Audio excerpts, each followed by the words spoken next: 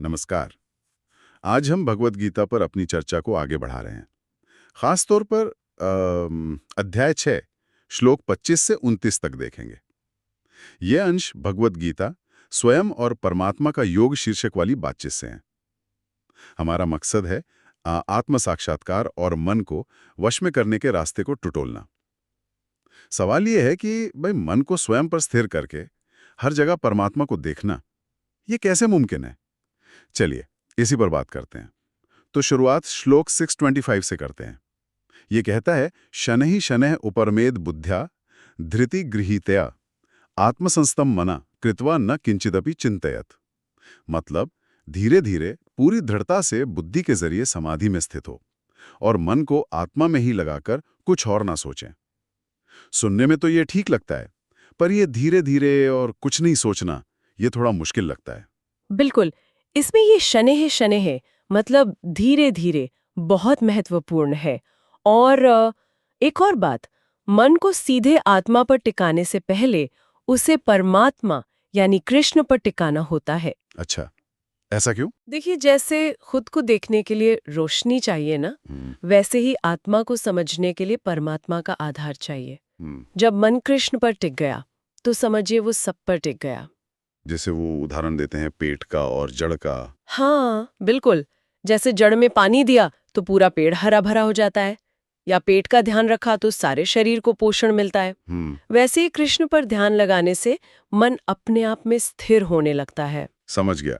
तो ये सिर्फ मन को शून्य करना नहीं है, बल्कि उसे एक पॉजिटिव फोकस देना है परमात्मा पर। लेकिन जैसा आपने कहा, स्वभाव से तो ये चंचल है। हाँ। श्लोक 6:26 इसी पर आता है ना? जी हाँ। यतो यतो निश्चरते मनश्चंचलम अस्थिरम ततस्ततो नियम्येतद् आत्मन्यवशम नयेत। बिल्कुल, कि जहां जहां ये बेचैन मन भागे उसे वहीं से पकड़कर वापस आत्मा के नियंत्रण में लाना है। हाँ जी। और यही तो योग का असली अभ्यास है। हाँ। मन गया फिल्म देखने, हाँ। या किसी पुरानी बात पर अटक गया, बिल्कुल, तो उसे खींचकर वापस लाना कृष्ण के ध्यान में।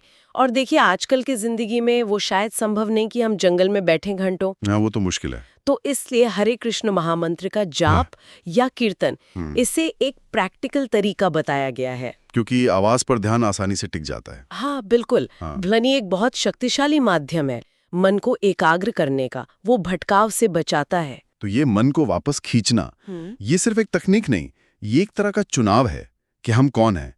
मतलब हम मन के गुलाम हैं या स्वामी।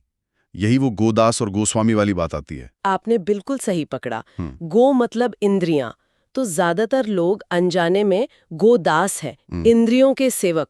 मन ने कहा, चलो ये देखते हैं, ये खाते हैं, हम चल दिए जी। और गोस्वामी वो है जो अपनी इंद्रियों का स्वामी है, मालिक है। रूप गोस्वामी ने तो 6 तरह के वेग बताए हैं जिन पर काबू पाना होता है। हाँ, वो 6 वेग बोलने का वेग है शायद। वाचा वेग, व्यर्थ बातें या कड़वी बातें ना करना। फिर क्रोध का वेग, मन का वेग मतलब उसकी चंचलता। फिर जीभ का वेग, स्वाद के पीछे भागना। पेट का वेग, जरूरत से ज्यादा खाना। और जनिंद्रिय का वेग। ये 6 तो सच में बहुत प्रबल है, और आज के जमाने में तो हर तरफ से इन्हीं को उकसावा मिलता है। बिल्कुल। सोशल मीडिया देख लीजिए, खाने के इतने विकल्प, मनोरंजन अंतहीन है। तो गोस्वामी बनना वाकई अभ्यास मांगता है। ये कोई 15 मिनट का मेडिटेशन सेशन नहीं है बस। ये तो पूरी जीवन शैली बदलने जैसा हुआ। निश्चित रूप से। तभी कहा है, एतान वेगान यो विषयहिता धीरः, जो इन वेगों को सह लेता है वही धीर है। और पृथ्वीम स शिष्यात्, वो पूरी पृथ्वी को शिष्य बना सकता है, मतलब वो गुरु बनने योग्य है।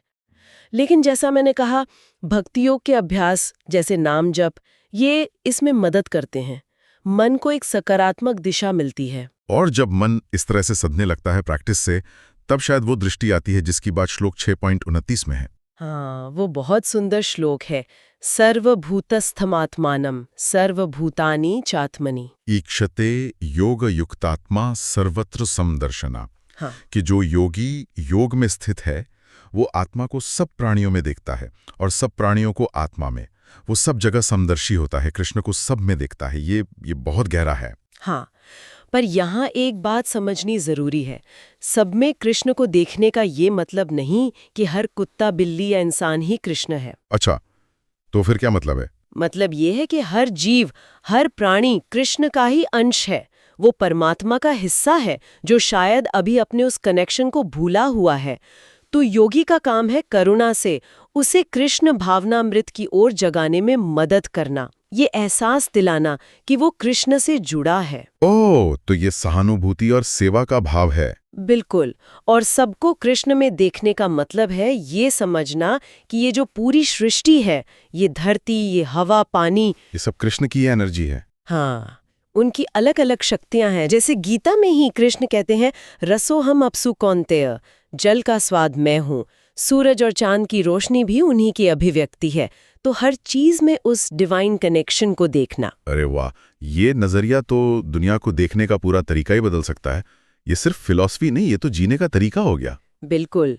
और जब योगी इस अवस्था में पहुंचता है, जैसा श्लोक 27 और 28 में बताया है, तो उसका मन पूरी तरह शांत हो जाता है, रजोगुण से मुक्त, परमात्मा से जुड़ा हुआ, और उसे मिलता है परम आनंद, वो दिव्य सुख, मुक्ति। तो आज की इस चर्चा का सार ये निकला कि भगवद गीता का योग सिर्फ आसन प्राणायाम नहीं है, बल्कि ये मन को साधने की, उसे परमात्मा पर टिकाने की, और फिर हर चीज में, हर कण में उस परमात्मा के कनेक्शन को देखने की एक गहरी प्रक्रिया है। हाँ जी, ये कोई पुराना दर्शन भर नहीं है, ये आज भी उतना ही प्रासंगिक है। ये जीवन को ज्यादा ध्यान से, ज्यादा गहराई से जीने का और ऊपरी सतह के पार देखने का एक रास्ता हो सकता है। चलिए, श्रोताओं के लिए एक विचार छोड़ जाते हैं। अगर सच में सब कुछ, ये हवा जिसमें हम सांस लेते हैं, ये पानी जो हम पीते हैं, ये लोग जिनसे हम मिलते हैं, अगर सब उसी एक परमात्मा की ऊर्जा है, तो क्या दुनिया के साथ हमारा बर्ताव, हमारी रोजमर्रा की छोटी छोटी क्रियाएं भी थोड़ी और सम्मानजनक, थोड़ी और प्रेमपूर्ण नहीं होनी चाहिए? सोचिएगा जरूर।